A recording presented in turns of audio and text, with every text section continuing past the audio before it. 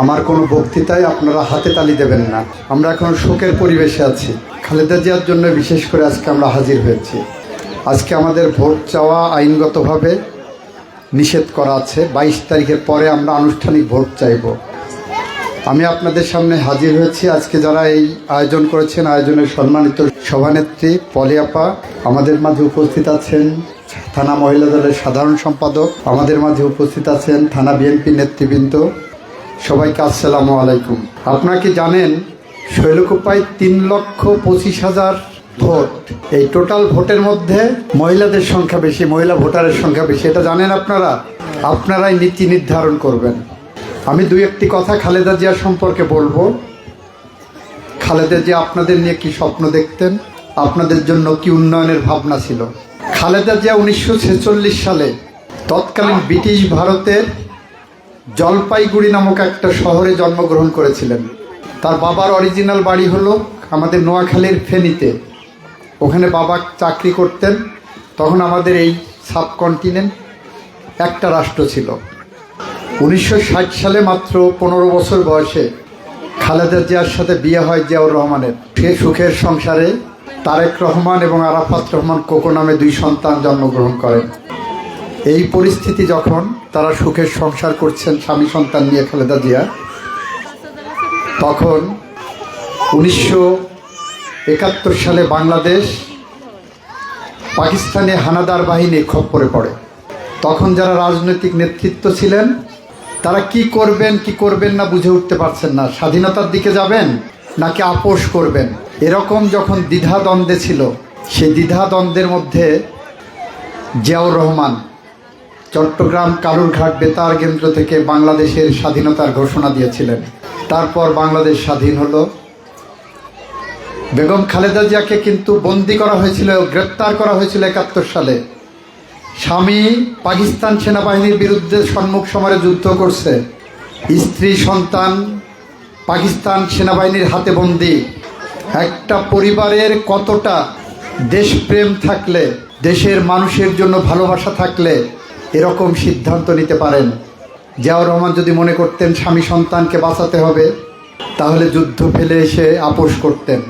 জিয়াউর রহমান নিজের ঝুঁকি নিয়ে, জীবনের ঝুঁকি নিয়ে মাঠে ঘাটে যুদ্ধ করে বেরিয়েছেন স্বামী সন্তান বন্দি অবস্থায়। 1975 সালে আবার বাংলাদেশ যখন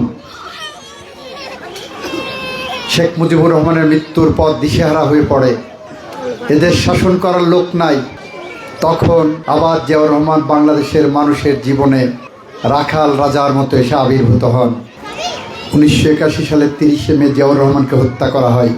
তখন বেগম খালেদা জিয়া ছিলেন গৃহিণী, 2 সন্তান, নিজের কোনো চাকরি বাকরি নাই। স্বামীর সব যে ইনকাম ছিল, যে সঞ্চয় ছিল, তাই দিয়ে বেগম খালেদা জিয়া সংসার চালিয়েছেন। ঠিক সেই সময় বিএনপির অবস্থাও নড়বড়ে।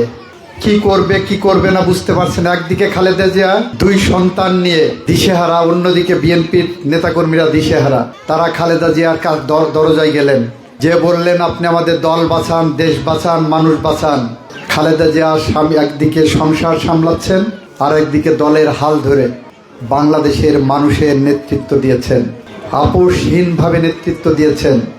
খালেদা জিয়া 1991 সালে ক্ষমতায় এসে উনি প্রথমবারের মতো আপনাদের নারীদের কথা চিন্তা করে সংসদে মহিলাদের জন্য সংরক্ষিত 50টি আসন বৃদ্ধি করলেন। 30 আসন থেকে 50 আসন দিলেন মহিলাদের কথা চিন্তা করে। 96 সালে ক্ষমতা আসলেন, এসে উনি চিন্তা করলেন দল যদি, সরকারি দল যদি ক্ষমতায় থেকে নির্বাচন করতে যায়, তাহলে সাধারণ জনগণ তার পছন্দ মতো প্রার্থীকে ভোট দিতে পারবে না, ভোট কাটাকাটি করে চুরি করে নিয়ে যাবে। উনি ক্ষমতায় থেকে, ক্ষমতা ছেড়ে উনি বললেন নির্বাচনকালীন একটি তত্ত্বাবধায়ক সরকার হবে। সেই সরকার ক্ষমতার পালাবদলের জন্য সঠিকভাবে সুষ্ঠু নির্বাচন করবেন। এইভাবেই বেগম খালেদা জিয়া এগিয়ে যাচ্ছিলেন। 2001 সালে আবার যখন বিএনপি ক্ষমতা আসলো, বেগম খালেদা জিয়া নারীদের জন্য বেসরকারি, সরকারি সমস্ত বিদ্যালয়ে বিনামূল্যে পড়ালেখার ব্যবস্থা করলেন। এটাই বেগম খালেদা জিয়া নারীদের নিয়ে চিন্তা করতেন। আপনি ইতিমধ্যেই শুনেছেন ফ্যামিলি কার্ডের কথা। 24-এর বিপ্লবের পরে বেগম খালেদা জিয়া তার দলটল নিয়ে বসলেন। তার দলের কেন্দ্রীয় নেতাদের, মহাসচিব সহ তাদেরকে নিয়ে বসলেন। বসে বললেন, এবার বিএনপি ক্ষমতায় গেলে নারীদের জন্য কিছু করতে হবে। তখন ওনার নেতারা বললেন, ম্যাডাম কি করা যায়? উনি বললেন, কি করা যায় আপনারা চিন্তা করেন। কারণ একটা ঘরের গৃহিণী, যিনি ঘরের গৃহিণী কর্ত্রী, উনি বললেন যিনি কর্ত্রী তিনি সবার আগে ঘুম থেকে উঠেন।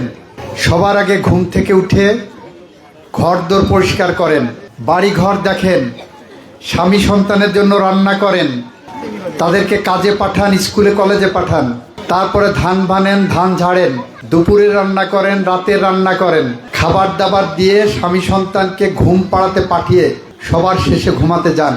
এটা বাংলাদেশের প্রত্যেক ঘরে ঘরে যারা গৃহিণী আছেন তাদের প্রতিদিনের জীবন। তারপরে যদি ওনার স্বামীকে জিজ্ঞাসা করে কেউ, ভাই আপনার স্ত্রী কি করেন, দেখবেন নিষ্পাপ শিশুর মতো আপনার স্বামী বলবেন কিছু করে না, বাড়িতে থাকে, কিছু করে না। ঠিক কি না? বেগম খালেদা জিয়া বললেন নারীদের প্রতি এটা এক ধরনের অন্যায়। এই অন্যায়ের প্রতিকার হওয়া দরকার রাষ্ট্রীয়ভাবে। কারণ আপনি রাষ্ট্রকে সহযোগিতা করছেন প্রতিনিয়ত। আপনি ঘরে থেকে আপনার ঘর যখন সামাল দিচ্ছেন, আপনার সন্তানকে যখন লালন পালন করছেন, আপনার সন্তানকে শিক্ষিত করছেন, আপনার স্বামী সন্তানকে যখন কৃষিকাজ করাচ্ছেন, তার মানে আপনি বাংলাদেশের উন্নয়নে ভূমিকা রাখছেন। সুতরাং বেগম খালেদা জিয়ার দর্শনের মধ্যে আসলো আপনাদের পাশে রাষ্ট্রের দাঁড়ানো উচিত।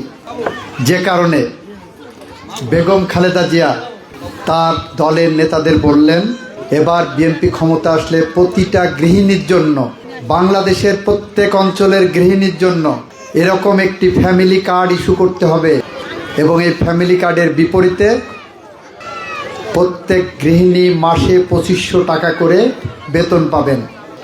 বেতন বলছি এই কারণে যে ওই যে আপনি রাষ্ট্রের জন্য সারাদিন যে হাড় ভাঙা পরিশ্রম করে কাজ করছেন পরিবারের জন্য, সেই কারণে আপনার স্বামী যদি কৃষক হয় তিনিও এরকম একটা কৃষক কার্ড পাবেন। একটা কৃষক কার্ড, একটা ফ্যামিলি কার্ড। এই দুই কার্ডের বিপরীতে মাসে একটা পরিবারে যদি 5000 টাকা দেওয়া হয়, তাহলে সেই পরিবারের যে রানিং ইনকাম আছে তার সাথে এটা যোগ হলে ওই পরিবারে একটা স্বাবলম্বী ভাব আসবে, স্বাচ্ছন্দ্য আসবে। আমরা যখন নির্বাচনে ভোট চাইতে আসবো আগামী দিন, তখন আরও বেশি করে বলবো। এটা আমি বেগম খালেদা জিয়ার আপনাদের নিয়ে চিন্তার কথা বলছি। বেগম খালেদা জিয়ার সারা জীবন চলেছে এদেশের মানুষকে নিয়ে চিন্তা। 2007 সালে তথাকথিত 111 গভর্নমেন্ট ছিল। বেগম খালেদা জিয়াকে আবার বন্দী করা হয়েছিল, শেখ হাসিনাকেও বন্দী করা হলো। সরকারের পক্ষ থেকে প্রস্তাব দেওয়া হলো দুই নেত্রীকেই, আপনারা যদি রাজনীতি ছেড়ে বিদেশের মাটিতে বসবাস করেন, সরকার আপনাদের বাড়ি গাড়ি কিনে দেবে, আপনারা বিদেশে চলে যান, রাজনীতি ছেড়ে দেন, বাংলাদেশের মানুষ ভুলে যান। শেখ হাসিনা কিন্তু ওই দিন চলে গেছিলেন আমেরিকায়। বেগম খালেদা জিয়ার কাছে এই প্রস্তাব নিয়ে গেলেন। বিমানবন্দরে বিশেষ বিমান অপেক্ষা করছিল তাকে নিয়ে যাওয়ার জন্য। বললেন, আপনি বিদেশের যে শহরে সবচেয়ে যে ভালো বাড়িটা আছে, যে ভালো গাড়িটা আছে, পছন্দ করবেন, সেখানে সে বাড়ি এবং গাড়ি আপনাকে দেওয়া হবে। আপনার 2 সন্তান এখন আমাদের কাছে বন্দী আছে, তাদেরকে সহ 2 সন্তান সহ আপনি বিদেশে যেয়ে বসবাস শুরু করেন। আপনাকে সরকার সব রকম টাকা পয়সা যা লাগে সুখের সমুদ্র এনে দেওয়া হবে। আপনি রাজি হন, প্লেন রেডি আছে, আপনি যাবেন। আর যদি না যান, আপনার 2 সন্তানকে আপনার সামনে হত্যা করা হবে। সেদিন বেগম খালেদা জিয়া বলেছিলেন, যে দেশের মাটিতে আমার স্বামীর কবর আছে, যে দেশের মাটিতে শহীদ প্রেসিডেন্ট জিয়াউর রহমান ঘুমিয়ে আছে, ওই দেশের মাটি থেকে, ওই দেশের মাটি রেখে আমি পৃথিবীর কোনো প্রান্তে যেয়ে শান্তি পাব না।